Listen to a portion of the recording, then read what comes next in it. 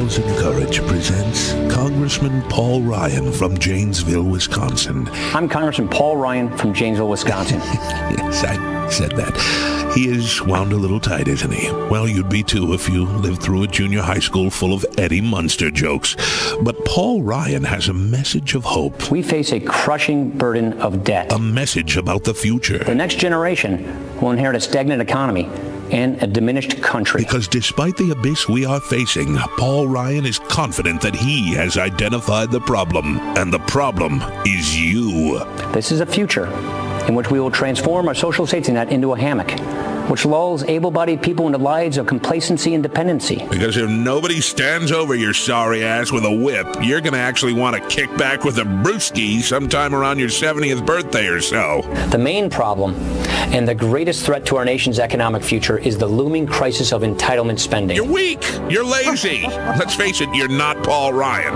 That last part's not your fault, but hey, you're going to transmit that flabby hammock dweller weakness you have into your grandchildren. And business needs worker bees. So please, forget about retirement. Just drop that idea right now and hand the keys to the Winnebago right over to Paul Ryan.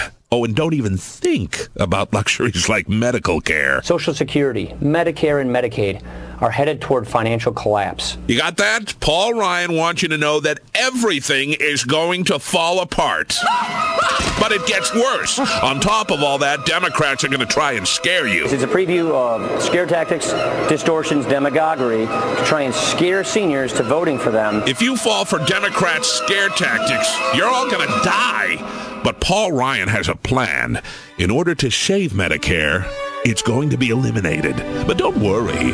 It'll be replaced with a voucher that you can just exchange for rejection letters from a wide array of private insurers. It's called Choice. So join Paul Ryan in his fight against you. Together, we can beat you. The entitlement crisis is real. It's serious, and it's not going away.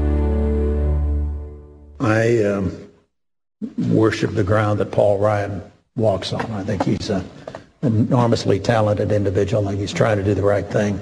Oh, well, you could hardly ask for a better endorsement than Dick Cheney now, can you? I mean, Dick Cheney, the guy who got it all right? Dick Cheney, the guy who said, I think they're in the last throes, if you will, of the insurgency, that there would be mushroom clouds when we got into Iraq, that there would be chemical belts around Baghdad. I mean, you can't do any better than Dick Cheney. Dick Cheney gets everything right?